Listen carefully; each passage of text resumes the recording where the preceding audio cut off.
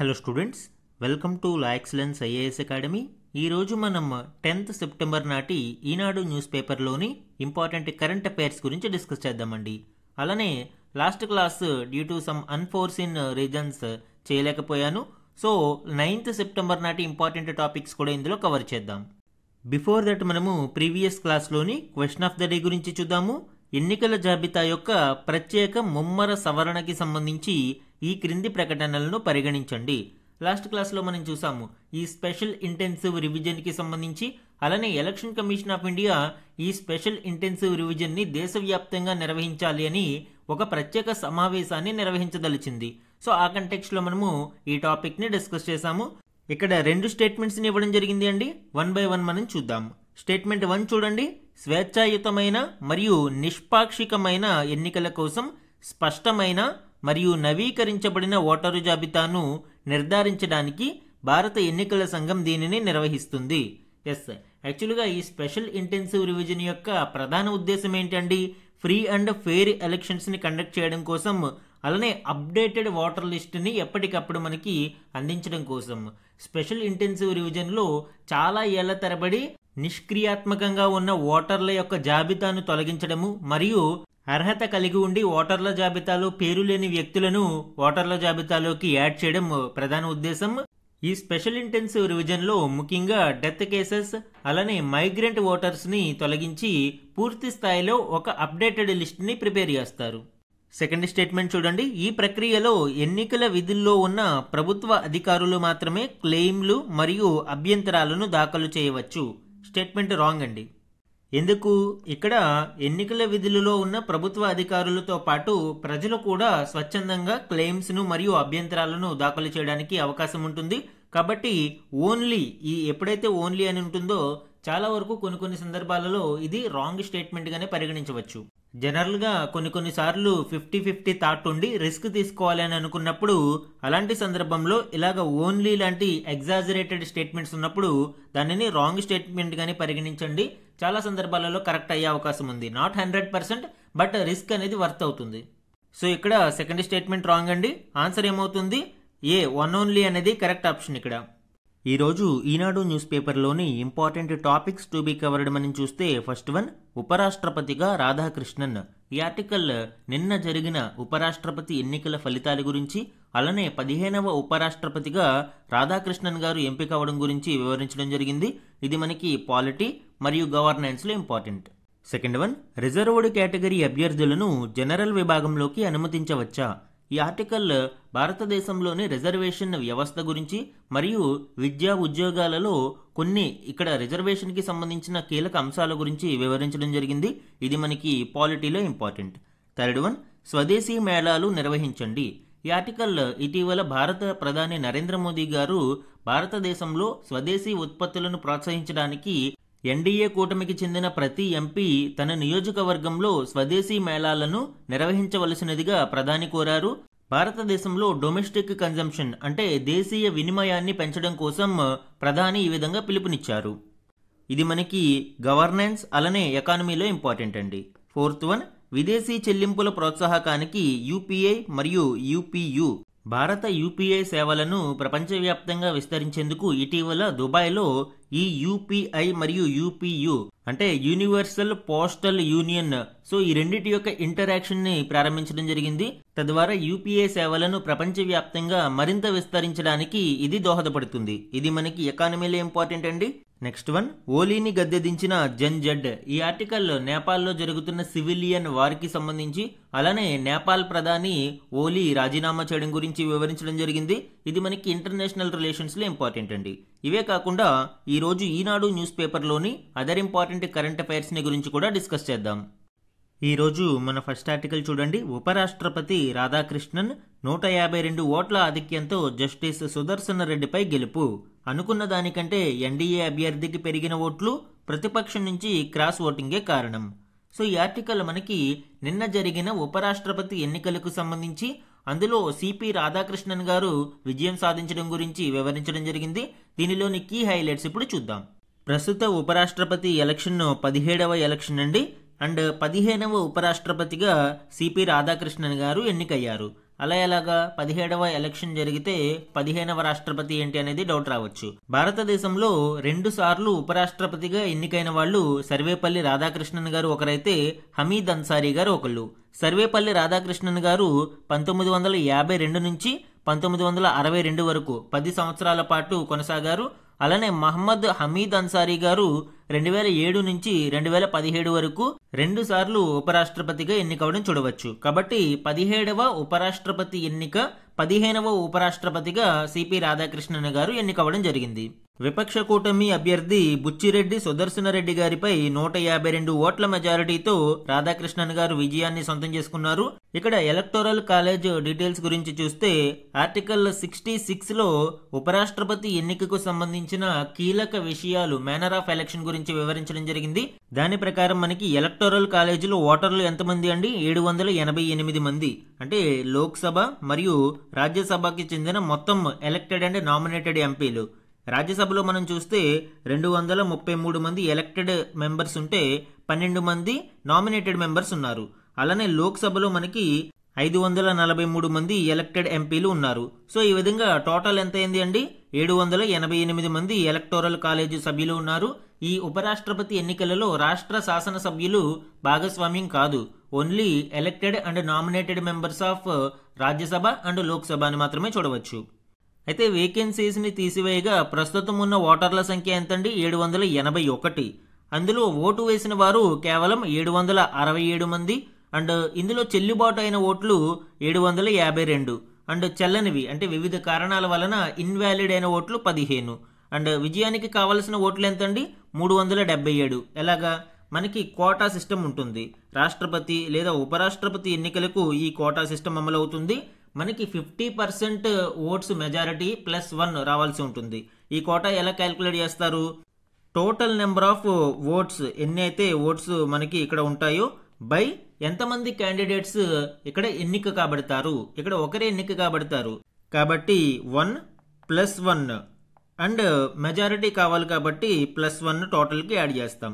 Number of voters, valid votes ఎంత అండి? ఇక్కడ వ్యాలిడ్ ఓట్స్ ని మాత్రమే కన్సిడర్ చేయాలి. వ్యాలిడ్ ఓట్స్ ఎంత? 752. 752 బై 1+1 2+1 అంటే 376 +1 కాబట్టి 377 అనేది విజయానికి కావలసిన ఓట్లు. మరి ఎన్డీఏ అభ్యర్థి సిపి రాధాకృష్ణన్ గారికి వచ్చిన ఓట్లు ఎన్నండి? 452 ఓట్లు కాగా జస్టిస్ బి సుదర్శనరెడ్డి గారికి 300 ఓట్లు వచ్చాయి. అంటే డిఫరెన్స్ ఎంత? 152 ఓట్ల ఆధిక్యంతో రాధాకృష్ణన్ గారు గెలుపొందారు. ఉపరాష్ట్రపతి ఎన్నికకు సంబంధించిన కీ డీటెయిల్స్ మరియు మేనర్ ఆఫ్ ఎలక్షన్ గురించి నెక్స్ట్ స్లైడ్స్ లో చూద్దాము. అలానే ఇక్కడ కొన్ని గణాంకాలు ఇంపార్టెంట్ అండి. మనకి చెల్లుబాటు అయిన ఓట్లలో ఎన్డీఏ అభ్యర్థికి 60.10% రాగా ప్రతిపక్షాల అభ్యర్థికి 39.89% ఓట్లు వచ్చాయి. ఇప్పటి వరకు జరిగిన ఉపరాష్ట్రపతి ఎన్నికలలో అత్యల్పంగా అంటే ఈ పర్సంటేజ్ అత్యల్పంగా గోపాల్ స్వరూప్ పాఠక్ గారికి 52.7% మాత్రమే ఓట్లు వచ్చాయి. భైరావ్ సింగ్ షెకావత్ గారికి 59.82% వచ్చాయి. సో ఈ విధంగా అత్యల్ప ఓట్ల యొక్క పర్సంటేజ్ ఇక్కడ చూడవచ్చు. అండ్ తర్వాత ఇప్పుడు సిపి రాధాకృష్ణన్ గారికి 60.10% మనం చూడవచ్చు. అసలు ఓటింగ్ ప్రక్రియ లేకుండా యునానిమస్ గా గెలుపొందిన వారు ఎవరున్నారు? సర్వేపల్లి రాధాకృష్ణన్ గారు, జస్టిస్ హిదయతుల్లా అండ్ శంకర్ దయాళ్ శర్మ గారు మనం చూడవచ్చు. అదేవిధంగా 1992లో కేఆర్ నారాయణన్ గారికి అత్యధికంగా 99.86% ఓట్లు రాగా 1969లో గెలిచిన గోపాల్ స్వరూప్ పాఠక్ గారికి అతి తక్కువగా 52.7% ఓట్లు దక్కాయి. సో ఈ విధంగా మాక్సిమం పర్సంటేజ్, మినిమం పర్సంటేజ్ కూడా ఇక్కడ చూడవచ్చు.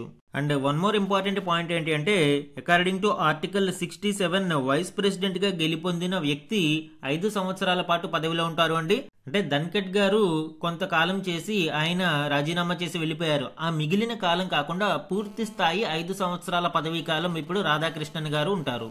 అండ్ వైస్ ప్రెసిడెంట్ ఎలక్షన్ కి సంబంధించి భారత రాజ్యాంగంలోని ఆర్టికల్స్ 63 నుంచి 71 వరకు మనకి ఇంపార్టెంట్.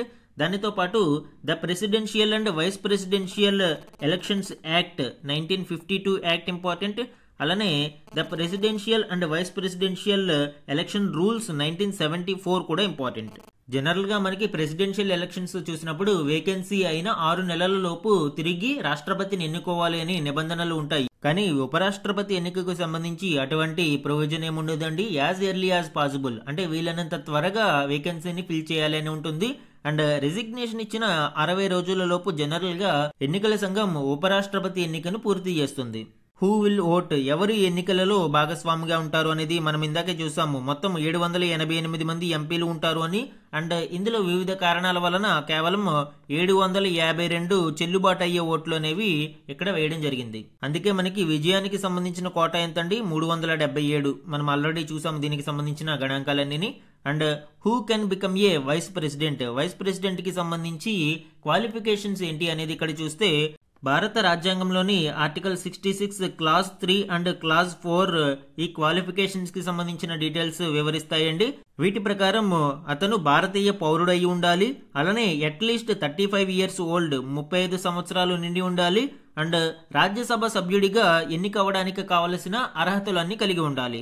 కానీ అతను రాజ్యసభ లేదా లోక్సభ సభ్యుడి అయ్యి ఉండకూడదు. ఒకవేళ మెంబర్ ఆఫ్ పార్లమెంట్ గానీ, మెంబర్ ఆఫ్ లెజిస్లేటివ్ అసెంబ్లీ గానీ, మెంబర్ ఆఫ్ లెజిస్లేటివ్ కౌన్సిల్ గానీ ఈ విధంగా ఏదైనా అయి ఉంటే అతను ఆ పదవిని వేకేట్ చేయాల్సి ఉంటుంది. అలానే క్లాస్ 4లో ఆఫీస్ ఆఫ్ ప్రాఫిట్ అనేది కలిగి ఉండకూడదని కూడా మెన్షన్ చేసి ఉంది. సో ఈ విధంగా క్వాలిఫికేషన్స్ అనేవి మెన్షన్ చేయబడ్డాయి. ఉపరాష్ట్రపతి ఎన్నికకు సంబంధించి ఎన్నిక ఏ విధంగా జరుగుతుంది అనేది ఇక్కడ చూద్దాము అండి. ఆర్టికల్ 66 క్లాజ్ 1లో దీనికి సంబంధించిన కీలక డీటెయిల్స్ మెన్షన్ చేయడం జరిగింది. ఈ ఓటింగ్ ప్రక్రియ ఏ విధంగా ఉంటుంది అండి, proportional representation of single transferable vote. ఈ సింగిల్ ట్రాన్స్ఫరబుల్ ఓట్ అంటే అనేది ఇక్కడ చూద్దాము. దీనికి సంబంధించి కొన్ని స్లైడ్స్ ఇక్కడ తీసుకోవడం జరిగింది.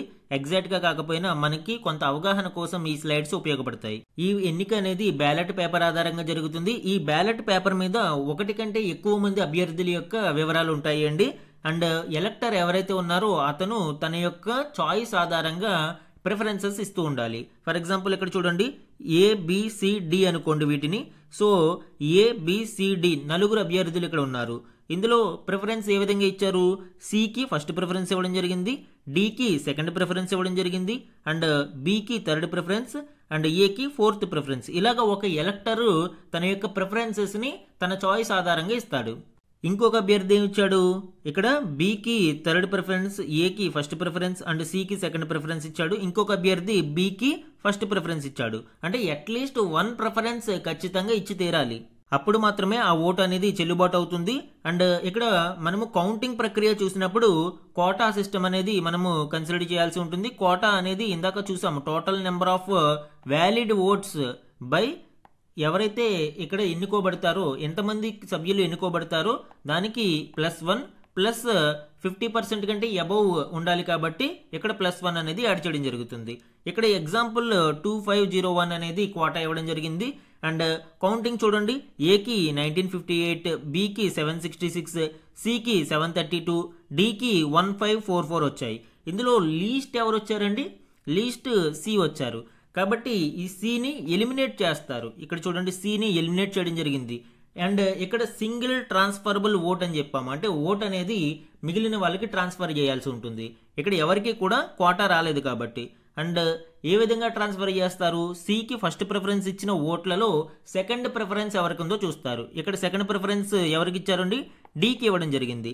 కాబట్టి సెకండ్ ప్రిఫరెన్స్ డికి ఇక్కడ యాడ్ చేయడం జరుగుతుంది. అంటే ఎవరైతే ఎలిమినేట్ చేయబడిన వ్యక్తి ఉన్నారో ఆ ఎలిమినేట్ చేయబడిన వ్యక్తికి వచ్చిన ఓట్లన్నిటినీ మరొకసారి పరిశీలించి అందులోని సెకండ్ ప్రిఫరెన్స్ ఓట్లను మిగిలిన వాటికి ట్రాన్స్ఫర్ చేస్తారు. అంటే ఏ, బి, డికి ట్రాన్స్ఫర్ చేయడం జరుగుతుంది. ఆ విధంగా సెకండ్ స్టేజ్లో ఇక్కడ చూడండి, ఏకి 2152, బికి 779 అండ్ డికి 1973 వచ్చాయి. అండ్ కొన్ని నాన్ ట్రాన్స్ఫరబుల్ ఓట్లు కూడా ఉండవచ్చు. అంటే ఓన్లీ సిని మాత్రమే ఎంపిక చేసుకుని మిగతా ఏ ప్రిఫరెన్స్ ఇవ్వనివి కూడా ఉండవచ్చు. సో అవి పక్కన పెట్టేస్తారు. సో ఈ విధంగా మిగిలిన వాటికి ట్రాన్స్ఫర్ చేయడం జరిగింది. ఇప్పుడు కౌంట్ తక్కువ ఎవరికి ఉందండి, బికి తక్కువ ఉంది. కాబట్టి ఇక్కడ బిని ఎలిమినేట్ చేయడం జరుగుతుంది. సో ఇంకా కోటా పూర్తి స్థాయిలో ఎవరికి రాలేదు కాబట్టి అగైన్ థర్డ్ స్టేజ్లో ఇక్కడ బికి వచ్చిన ఓట్లలోని సెకండ్ ప్రిఫరెన్స్ ఓట్లని సర్దుబాటు చేయడం జరుగుతుంది. సో ఆ విధంగా మనకి ఇక్కడ మరికొన్ని ఓట్లను ఏ అండ్ డి మధ్య సర్దుబాటు చేస్తారు. సో ఈ విధంగా ఇప్పుడు ఏకి 2558, డికి 2251 వచ్చాయి. కోటా మనకి 2501 వస్తే సరిపోతుంది. సో ఇక్కడ ఏకి సరిపోయినన్ని కోటా ఓట్లు లభించాయి కాబట్టి ఈ ఎన్నికలలో ఏ విజయం సాధించినట్లు మనం ఇక్కడ చెప్పవచ్చు. సో సేమ్ ప్రెసిడెంట్ గానీ వైస్ ప్రెసిడెంట్ గానీ ఎలక్షన్స్ లో ఇదే ఫార్ములా అప్లై అవుతుంది అండి. మనకి ఇక్కడ కోటా ఎంత 377. ఉపరాష్ట్రపతి ఎన్నికలలో 377 కోటా వచ్చిన వ్యక్తి ఇక్కడ విజయం సాధించినట్లు ప్రకటిస్తారు. అలానే ఈ ఓటింగ్ ప్రక్రియ అనేది సీక్రెట్ బ్యాలెట్ పద్ధతిలో జరుగుతుంది అండి. ఓటు ఎవరికి వేసామో చూపించాల్సిన అవసరం లేదు. చాలా రహస్య ఓటింగ్ బ్యాలెట్ పద్ధతిలో ఇది జరుగుతుంది. అండ్ దీనిలో విప్ గానీ యాంటీ డిఫెక్షన్ గానీ ఉండదు. ఎప్పుడైతే విప్ ప్రక్రియ లేదో యాంటీ డిఫెక్షన్ అనేది ఉండదు. విప్ జనరల్ గా ఈ పార్టీకి ఈ అభ్యర్థికి ఓటు వేయమని సూచిస్తూ ఉంటారు. కానీ ఉపరాష్ట్రపతి మరియు రాష్ట్రపతి ఎలక్షన్స్ లో విప్ ప్రస్తావన ఉండదు. కాబట్టి క్రాస్ ఓటింగ్ పాల్పడినా కూడా ఎటువంటి ప్రాబ్లము ఉండదు. ఎవరు తన ఇష్టానుసారం ఆత్మ ప్రబోధానుసారం ఓటు వేయాలనుకున్న వారికి ఓటు వేయవచ్చు. తద్వారా ఇక్కడ యాంటీ డిఫెక్షన్ లాస్ అనేవి అప్లికబుల్ కావు. మన నెక్స్ట్ ఆర్టికల్ చూడండి. రిజర్వ్డ్ కేటగిరీ అభ్యర్థులను జనరల్ విభాగంలోకి అనుమతించవచ్చా, ఆ బదిలీపై నిషేధం విధించారా లేదా అన్నదే కీలకమని సుప్రీంకోర్టు స్పష్టం చేయడం చూడవచ్చు. సో ఇక్కడ రిజర్వ్డ్ కేటగిరీలకి సంబంధించి జాబ్ నోటిఫికేషన్ లో ఒకవేళ స్లైడింగ్ బ్యాన్ ఉంటే ఆ అభ్యర్థి జనరల్ కేటగిరీలో పోటీ పడలేరు అని సుప్రీంకోర్టు స్పష్టం చేయడం చూడవచ్చు. దీనికి సంబంధించిన డీటెయిల్స్ ఇప్పుడు చూద్దాము. అలానే ప్రెసిడెన్షియల్ రెఫరెన్స్ కేసుకి సంబంధించిన అప్డేట్స్ కూడా ఇప్పుడు చూద్దాం. ఉద్యోగ నియామకాలలో రిజర్వ్డ్ కేటగిరీ అభ్యర్థులను జనరల్ కోటా విభాగంలోకి అనుమతించకపోవడం అన్నది రిక్రూట్మెంట్ నిబంధనల మీద ఆధారపడి ఉంటుందని సుప్రీంకోర్టు పేర్కొంది. రుసుముల్లో రాయితీ, గరిష్ట వయో పరిమితిలో మినహాయింపు పొందిన రిజర్వ్డ్ కేటగిరీ అభ్యర్థులు రిజర్వ్డ్ కాని విభాగంలో ఎంపిక కావాలి అంటే అటువంటి బదిలీపై నియామక నిబంధనలలో నిషేధాజ్ఞలు ఉండకూడదు అని ధర్మాసనం ఇక్కడ అభిప్రాయపడడం చూడవచ్చు. ఆ బదిలీపై ఒకవేళ ముందే నిషేధం విధిస్తే రిజర్వ్డ్ కేటగిరీ అభ్యర్థులు ఓపెన్ కోటాలో పోటీ పడలేరని కూడా సుప్రీం ధర్మాసనం స్పష్టం చేసింది. ఓపెన్ కేటగిరీలోని చివరి అభ్యర్థి కంటే రిజర్వ్డ్ కేటగిరీలోని అభ్యర్థికి ఎక్కువ మార్కులు వచ్చినప్పటికీ కూడా ఎంపికకు అనుమతి పొందలేరు అని స్పష్టం చేయడం చూడవచ్చు. అంటే రిజర్వ్డ్ కేటగిరీలోని అభ్యర్థుల మీద ఒకవేళ స్లైడింగ్ అనేది బ్యాన్ ఉంటే వాళ్ళు జనరల్ కేటగిరీలో పోటీ పడలేరు అని, ఒకవేళ జనరల్ కేటగిరీలో అభ్యర్థులకు తక్కువ మార్కులు వచ్చి రిజర్వ్డ్ కేటగిరీలోని అభ్యర్థులకు ఎక్కువ మార్కులు వచ్చినా కూడా ఇక్కడ ఎంపిక ప్రక్రియ అనేది జరగదు అని స్పష్టం చేసింది.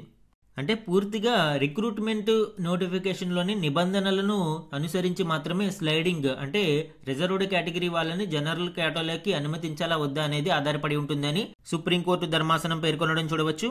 అలానే ప్రెసిడెన్షియల్ రెఫరెన్స్ కేసుకి సంబంధించి ఒక అప్డేట్ మనం ఇక్కడ చూడవచ్చు. రాష్ట్ర శాసనసభలో ఆమోదించి పంపించిన బిల్లులపై గవర్నర్లు సహేతుకమైన సమయంలోనే నిర్ణయం తీసుకోవాల్సి ఉంటుంది అని సుప్రీంకోర్టు రాజ్యాంగ ధర్మాసనం అభిప్రాయపడింది. ఆర్టికల్ 200లో సాధ్యమైనంత త్వరగా అనే పదాన్ని చేర్చడం యొక్క ఉద్దేశం కూడా అదేనని ఇక్కడ సుప్రీంకోర్టు అభిప్రాయపడడం చూడవచ్చు. అండ్ దీనికి సంబంధించిన ఆన్ గోయింగ్ కేసు ఇంకా నడుస్తూ ఉంది అండి. And further updates coming classes లో చూద్దాం. మన నెక్స్ట్ ఆర్టికల్ చూడండి. ఆధార్ను 12వ నిర్ణీత పత్రంగా చేర్చండి, మంగళవారానికల్లా దీనిని అమలు చేయండి. బీహార్ ఎస్ఐఆర్ పై ఈసీకి సుప్రీంకోర్టు ఆదేశం. సో ఈ ఆర్టికల్ మనకి స్పెషల్ ఇంటెన్సివ్ రివిజన్ ఇన్ బీహార్లో నిర్వహిస్తున్న ప్రత్యేకం ముమ్మర సవరణకి సంబంధించి ఓటరు గుర్తింపును నిర్ధారించుకునే పత్రాలలో ఆధార్ను తప్పనిసరిగా చేర్చాలి అని ఎన్నికల సంఘాన్ని సుప్రీంకోర్టు ఆదేశించింది. యాక్చువల్గా ఇప్పటి వరకు ఈసీ 11 డాక్యుమెంట్స్ని టు ప్రూవ్ ఎలిజిబిలిటీ, ఎవరైతే అర్హత కలిగి ఉంటారో వారు తమ ఎలిజిబిలిటీని ప్రూవ్ చేసుకోవడానికి ఎలక్షన్ కమిషన్ ఆఫ్ ఇండియా నిర్దేశించిన 11 డాక్యుమెంట్లలో ఏదో ఒక దానిని సమర్పించి వాళ్ళు ఎలిజిబిలిటీని ప్రూవ్ చేసుకోవచ్చు. అయితే ఈ సందర్భంలో కొన్ని సార్లు ఎస్పెషల్లీ రూరల్ ఏరియాస్లో చాలా మందికి ఈ డాక్యుమెంట్స్ అందుబాటులో ఉండకపోవడం వలన ఈ ఓటర్ల జాబితాలో వాళ్ళ యొక్క పేరు అనేది తొలగించబడుతుంది. ఈసీ నిర్దేశించిన 11 డాక్యుమెంట్లలో ఆధార్ లేదు. ఎందుకంటే ఆధార్ అనేది ప్రూఫ్ ఆఫ్ సిటిజన్షిప్ కాదు కాబట్టి. ఓటర్ల జాబితాలో ఒక వ్యక్తి పేరు ఉండాలంటే 2 బేసిక్ క్రైటీరియా ఏంటండి, అతనికి 18 సంవత్సరాలు నిండి ఉండాలి, అలానే అతను భారతీయ పౌరుడై ఉండాలి, ఇండియన్ సిటిజన్ అయి ఉండాలి. అయితే ఆధార్ అనేది ప్రూఫ్ ఆఫ్ సిటిజన్షిప్ కాదు కాబట్టి ఇక్కడ ఈసీ తన 11 డాక్యుమెంట్లలో ఆధార్ని చేర్చలేదు. భారత రాజ్యాంగంలోని ఆర్టికల్ 324 మరియు 325 అలానే రిప్రజెంటేషన్ ఆఫ్ పీపుల్స్ యాక్ట్ 1950, ప్రజా ప్రాతినిధ్య చట్టం 1950లోని సెక్షన్ 16, 17, 19, 21A. సో ఇవన్నీ కూడా మనకి eligibility criteria especially Indian citizenship గురించి మెన్షన్ చేస్తూ ఉన్నాయి. అయితే ఇప్పుడు సుప్రీంకోర్టు ఏం చెప్తుంది అండి, ఆధార్ ప్రూఫ్ ఆఫ్ సిటిజన్షిప్ కాకపోయినా కూడా దీనిని ఓటరు గుర్తింపును నిర్ధారించుకునే 12వ పత్రంగా చేర్చమని ఈసీని ఆదేశించడం చూడవచ్చు. ఇతర పత్రాల మాదిరిగానే ఆధార్ను కూడా అసలైనదో నకిలీదో పరిశీలించి ఎన్నికల సంఘం నిర్ధారించుకోవాలని కూడా సుప్రీంకోర్టు తెలిపింది. సో ఇప్పుడు బీహార్లో జరుగుతున్న ఈ స్పెషల్ ఇంటెన్సివ్ రివిజన్లో ఆధార్ని కూడా వన్ ఆఫ్ ద డాక్యుమెంటల్ ప్రూఫ్గా ఈసీ కన్సిడర్ చేయనుంది. మన నెక్స్ట్ ఆర్టికల్ చూడండి. స్వదేశీ మేళాలు నిర్వహించండి, ఒక ఉద్యమంలాగా ప్రజలలోకి తీసుకువెళ్ళండి, ఎన్డీఏ ఎంపీలకు ప్రధాని మోదీ పిలుపు. సో ఈ ఆర్టికల్ మనకి భారతదేశంలో డొమెస్టిక్ కన్జంప్షన్ ని ప్రోత్సహించడానికి ప్రధాని నరేంద్ర మోదీ గారు ఇచ్చిన పిలుపుకి సంబంధించిన ఇంపార్టెంట్ డీటెయిల్స్ ఇవ్వడం జరిగింది అండి. ఇందులోని కీ హైలైట్స్ ఇప్పుడు చూద్దాం. ఈ స్వదేశీ మేళా అంటే ఏంటి అండి, భారతదేశంలో తయారైన ఉత్పత్తులను ప్రోత్సహించేందుకు స్వదేశీ మేళాలను ప్రతి నియోజకవర్గంలోనూ నిర్వహించాలి అని ఎన్డీఏ ఎంపీలకు ప్రధాని మోదీ పిలుపునిచ్చారు. అంటే మేడ్ ఇన్ ఇండియా ప్రొడక్ట్స్ ని ఎక్కువగా మనము ఉపయోగించాలి అని ఈ స్వదేశీ మేళా యొక్క ముఖ్య ఉద్దేశం. ఈ స్వదేశీ మేళాల వల్ల ఉపయోగం ఏంటండి, ప్రజల్లోకి ఈ మేడ్ ఇన్ ఇండియా ప్రొడక్ట్సే మనం ఎక్కువగా ఉపయోగించాలి అనే ఒక భావన కలుగుతుంది.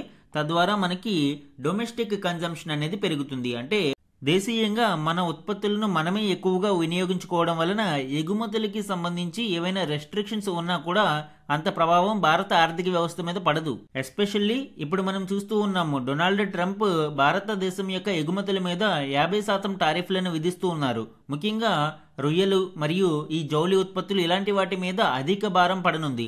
ఇలాంటి సందర్భంలో వాటిని మనమే ఎక్కువగా వినియోగించుకోవడం వలన ఏం జరుగుతుంది అండి, అటు ఆ ఉత్పత్తిదారులు లేదా రైతులు నష్టపోకుండా ఉంటారు, అలానే భారతదేశం యొక్క ప్రాస్పరిటీ అనేది పెరుగుతుంది.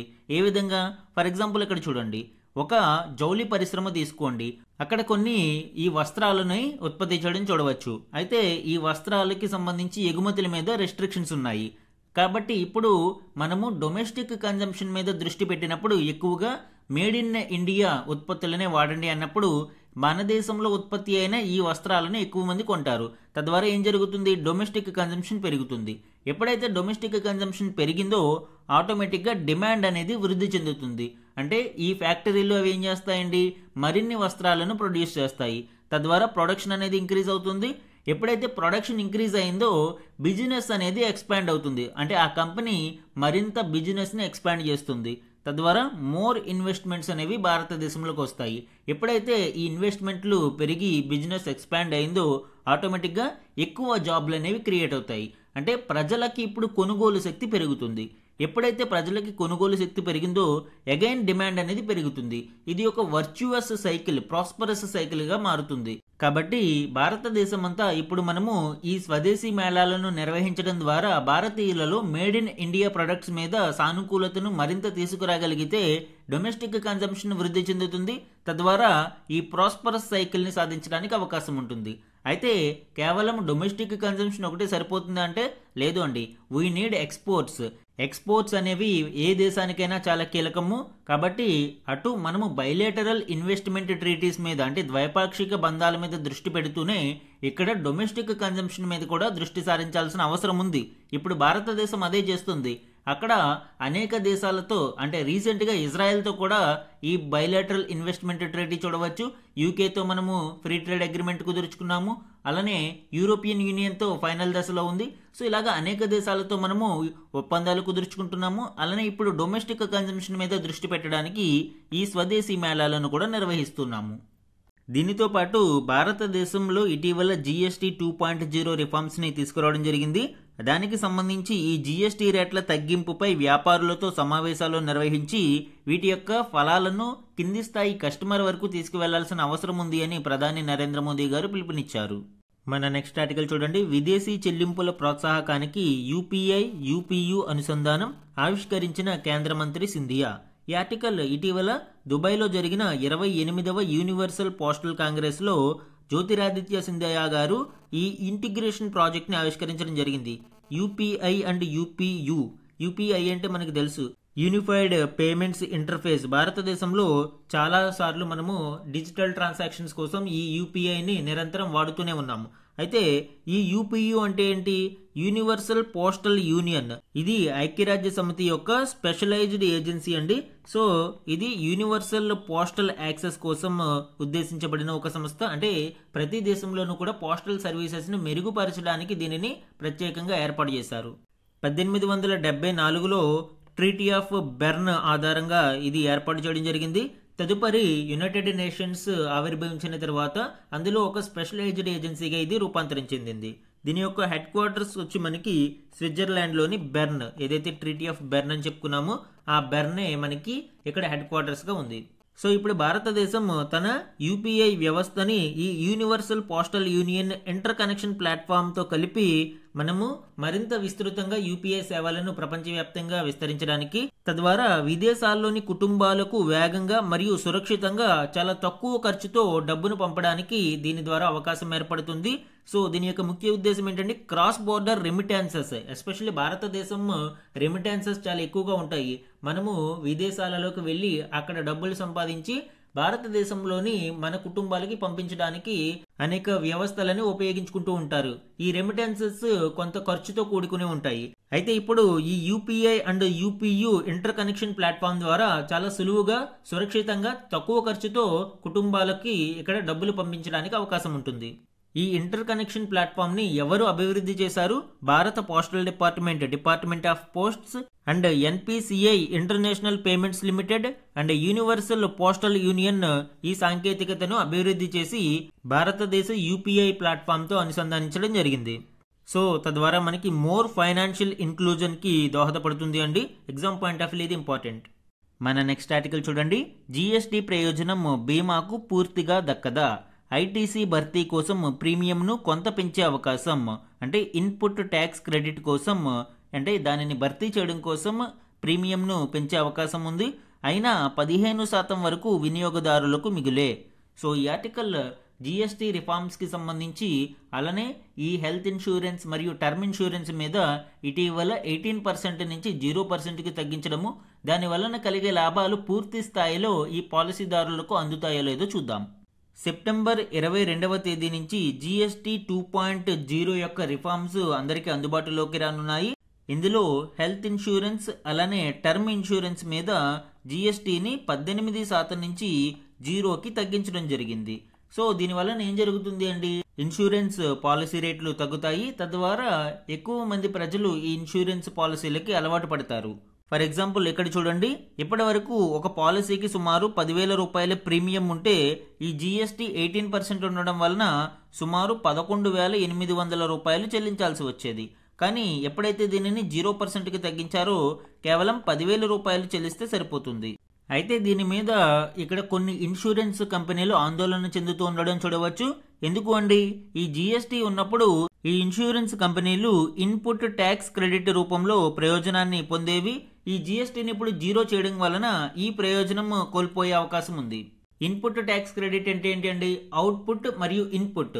అవుట్పుట్ మీద మనము ట్యాక్స్ ని పే చేస్తాము, కానీ ఆల్రెడీ ఇన్పుట్స్ మీద ట్యాక్స్ పే చేసి ఉంటే ఈ జీఎస్టీ రెజిమ్ లో ఏం జరుగుతుంది?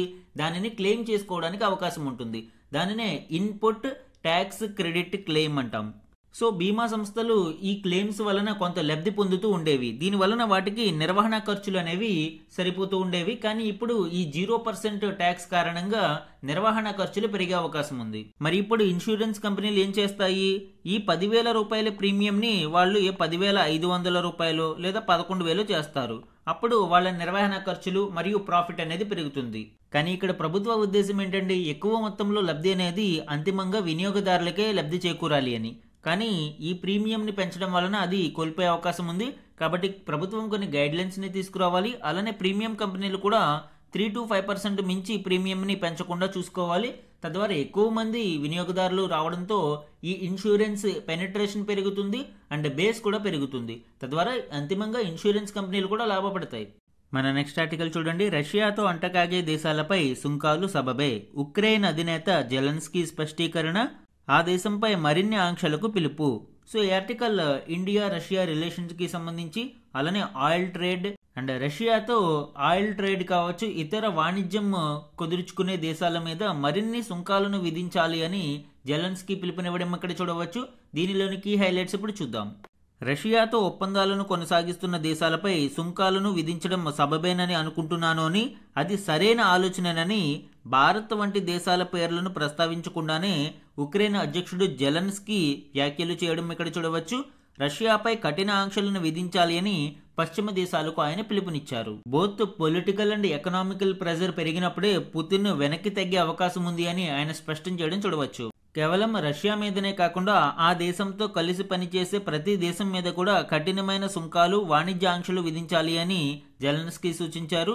అంటే ఇక్కడ మనము అబ్జర్వ్ చేయాల్సింది ఏంటండి, భారత్ వంటి దేశాల మీద డొనాల్డ్ ట్రంప్ విధించిన 50% సుంకాలు అనేవి సబబే అని ఉక్రెయిన్ అధ్యక్షుడు జెలెన్స్కీ యొక్క వ్యాఖ్యలు. సో భవిష్యత్తులో ఈ టారిఫ్ వార్ అనేది ఎటువంటి టర్న్ తీసుకుంటుందో చూద్దాము. అండ్ రష్యాతో చమురు వాణిజ్యం ఆపకపోతే భారత్ మీద మరిన్ని సుంకాలను విధించడానికి వెనుకాడబోము అని డొనాల్డ్ ట్రంప్ ఇటీవల ప్రకటించడం చూసాం. సో ఈ టారిఫ్ వారు భవిష్యత్తులో ఎటువంటి టర్న్ తీసుకుంటుందో చూద్దాము. అండ్ ఈ ఉక్రెయిన్ వారు వీలైనంత త్వరగా ముగిసిపోతే భారతదేశానికి కూడా చాలా ప్రయోజనం చేకూరుతుంది. మన నెక్స్ట్ ఆర్టికల్ చూడండి, ఓలీని గద్దెదించిన జన్ జడ్. సో ఈ ఆర్టికల్ నేపాల్లో జరుగుతున్న ప్రభుత్వ వ్యతిరేక సివిల్ వార్కి సంబంధించి, ఎస్పెషల్లీ ఇటీవల నేపాల్ గవర్నమెంట్ మీద వ్యతిరేకత అనేది చాలా బలంగా వచ్చింది. ముఖ్యంగా ప్రస్తుత నేపాలీ ప్రభుత్వం యొక్క లంచగొండితనం, కరప్షన్ అండ్ అవినీతి మీద జన్ జడ్ అంటే ఎవరండి, 1997 నుంచి 2012 మధ్య జన్మించిన వారిని జన్ జడ్ కేటగిరీగా పిలుస్తాం మనము. సో వీరు ఇప్పుడు ప్రభుత్వ వ్యతిరేక నిరసనలకి కారణమయ్యి ప్రభుత్వాన్ని కూల్చివేయడం జరిగింది. సో దీనికి సంబంధించిన డీటెయిల్స్ చూద్దాము. యాక్చువల్గా ప్రస్తుత నేపాల్ గవర్నమెంట్ మీద వ్యతిరేకత, ముఖ్యంగా లంచగొండితనం, అవినీతి మీద వ్యతిరేకత సోషల్ మీడియా మాధ్యమాలలో మొదలైంది. అయితే ప్రభుత్వం దానిని అరికట్టడం కోసం విద్వేషపూరిత ప్రసంగాలను, నకిలీ సమాచారాన్ని కట్టడి చేసేందుకు సామాజిక మాధ్యమ సంస్థలు తమ దేశంలో తప్పనిసరిగా రిజిస్టర్ కావాలి అని, అవసరమైన పన్నులు చెల్లించాలి అని గత నెల 17న నేపాల్ సుప్రీంకోర్టు తీర్పునిచ్చింది. అయితే పలుమార్లు ఈ సంస్థలకి నోటీసులు ఇచ్చినా కూడా ఈ సోషల్ మీడియా ప్లాట్ఫామ్స్ ఏవి కూడా సరిగా స్పందించలేదు. దానితో ఈ నెల 4వ తేదీన అర్ధరాత్రి నుంచి ఫేస్బుక్, వాట్సాప్, ఇన్స్టాగ్రామ్, ఎక్స్ సహా 26 సామాజిక మాధ్యమాలపై నేపాల్ ప్రభుత్వం నిషేధాన్ని విధించింది. మరుసటి రోజు నుంచి ఈ యాప్లు పనిచేయలేదు. దానితో ఈ జన్ జడ్ కేటగిరీ వారు ఎవరైతే ఉన్నారో వారు శాంతియుతంగా ఈ సామాజిక మాధ్యమాల మీద బ్యాన్ కి సంబంధించి శాంతియుత నిరసనల్ని చేపట్టడం జరిగింది. అండ్ క్రమేపీ అది సంస్థాగతంగా మారి దేశంలోని అవినీతి మీద ఒక ఉద్యమం లాగా మనం చూడవచ్చు. ఈ ఉద్యమం పరిస్థితి తీవ్రతరం అవడంతో ఇక్కడ నేపాల్లోని ప్రధానితో సహా నేపాల్ కేబినెట్ మొత్తం కూడా రాజీనామా చేశారు. సో ఓలీని గద్దెదించిన జన్ జడ్ అని ఇందుకే మనం ఇక్కడ ఈ ఆర్టికల్ ని చూడవచ్చు. అండ్ ఇలాంటి సివిల్ వార్స్, ప్రభుత్వాలని నేలకూల్చిన సామాన్యులు, ఇలాంటివి ఇంతకు ముందు ఏమైనా ఉన్నాయా అనేది చూస్తే మనము ముఖ్యంగా చెప్పుకోవాల్సింది అరబ్ స్ప్రింగ్ గురించి అండి. అరబ్ కంట్రీస్ లో చాలా వరకు రెవల్యూషన్ ని తీసుకువచ్చిన ఈ అరబ్ స్ప్రింగ్ అనేది 2011లో మొదలైంది. ముఖ్యంగా ట్యునీషియాలో మొదలైనది. అండ్ తర్వాత మిగిలిన అరబ్ కంట్రీస్ కి కూడా ఇది విస్తరించింది. తరువాతి కాలంలో 2014లో ఉక్రెయిన్, 2018లో సూడాన్, 2019లో లెబనాన్, 2019లోనే బొలీవియా అండ్ ఇరాక్, అండ్ 2022లో కజకిస్తాన్, 2022లో శ్రీలంక, అండ్ 2024 రీసెంట్ గా బంగ్లాదేశ్ లో కూడా మనము ఈ సివిల్ వార్స్ ని చూస్తూ ఉన్నాము. 2022 శ్రీలంక మహింద రాజపక్సకి వ్యతిరేకంగాను, 2024లో బంగ్లాదేశ్ లో షేక్ హసీనాకు వ్యతిరేకంగాను నిరసనలు జరిగి అక్కడి ప్రభుత్వాలను కూల్చివేయడం జరిగింది. అండ్ 2025 సెర్బియాలో కూడా మనము ఇటీవల చూసాము. ఇండియన్ నైబర్హుడ్ మనం చూసినప్పుడు ఏ కంట్రీ కూడా డెమోక్రసీ పూర్తి స్థాయిలో సరిగా లేదు. ఇటు పాకిస్తాన్ కావచ్చు, అండ్ శ్రీలంక, నేపాల్, బంగ్లాదేశ్, మయన్మార్, ఇవన్నీ కూడా ప్రజాస్వామ్యం అనేది కుప్పకొలిపోతూ ఉంది. కానీ భారతదేశంలోని ప్రజాస్వామ్య వ్యవస్థ చాలా స్ట్రాంగ్ గా ఉండి భారతదేశం మరింత ముందుకు సాగడానికి దోహదపడుతుంది. సో మన దేశం చుట్టుపక్కల ఎంత టర్మాయిల్ సిచ్యువేషన్ ఉన్నా కూడా భారతదేశం రాక్ స్టడీగా ముందుకు వెళుతూ ఉండడం చూడవచ్చు. అండ్ ఈ రోజు వన్ లైనర్ కరెంట్ అఫైర్స్ ని చూడండి. స్పెయిన్ కి చెందిన కార్లాస్ అల్కరాజ్ యుఎస్ ఓపెన్ ఛాంపియన్ గా నిలిచాడు. న్యూయార్క్ లో సెప్టెంబర్ 8న జరిగిన పురుషుల సింగిల్స్ ఫైనల్స్ లో ఈ 2వ సీడ్ ఆటగాడు టాప్ సీడ్ యానిక్ సిన్నర్ ని ఓడించాడు. యుఎస్ ఓపెన్ గెలిచే సమయానికి అల్కరాజ్ వయసు 22 ఏళ్ల 125 రోజులు. అత్యంత పిన్న వయసులో ఈ ఘనత సాధించిన 2వ ఆటగాడిగా అతను చరిత్ర సృష్టించాడు. ఈ జాబితాలో యంగెస్ట్ ప్లేయర్ ఎవరండి? Pete Sampras. ఈయన కేవలం 19 ఏళ్ల 28 రోజులలోనే ఇక్కడ విజయం సాధించడం చూడవచ్చు. నెక్స్ట్ వన్ చూడండి, ప్రముఖ కవయిత్రి కాలమిస్ట్ నెల్లుట్ల రమాదేవి 2025 ఏడాదికి గాను కాళోజీ సాహితీ పురస్కారాన్ని అందుకున్నారు. కాళోజీ జయంతిని పురస్కరించుకుని సెప్టెంబర్ 9న తెలంగాణ భాషా దినోత్సవంలో భాగంగా ఈ పురస్కారాన్ని ప్రదానం చేశారు. సో ఇది మనకి తెలంగాణ కరెంట్ అఫైర్స్ లో ఇంపార్టెంట్ అండి. పర్సనల్ న్యూస్ లో ఇలాంటివి అడిగే అవకాశం ఉంది. నెక్స్ట్ ఇంపార్టెంట్ వన్ చూడండి, జపాన్ ప్రధాని షిగేరు ఇషిబా తన పదవికి రాజీనామా చేస్తున్నట్లు 2025 సెప్టెంబర్ 7న ప్రకటించారు. పార్టీలో అంతర్గత విభేదాలకు స్వస్తి పలకాలనే ఉద్దేశంతో ఈ నిర్ణయం తీసుకుంటున్నట్లు వెల్లడించారు. ఈ రోజు మన క్వశ్చన్ ఆఫ్ ద డే గురించి చూడండి, భారత ఉపరాష్ట్రపతి ఎన్నికకు సంబంధించి ఈ క్రింది ప్రకటనలను పరిగణించండి. ఈ రోజు క్లాస్లో భారత ఉపరాష్ట్రపతి ఎన్నికకు సంబంధించిన డీటెయిల్డ్ డిస్కషన్ మనం చూసామండి. ఆ కంటెక్స్ట్ లో 2 స్టేట్మెంట్స్ని ఇక్కడ ఇచ్చాను.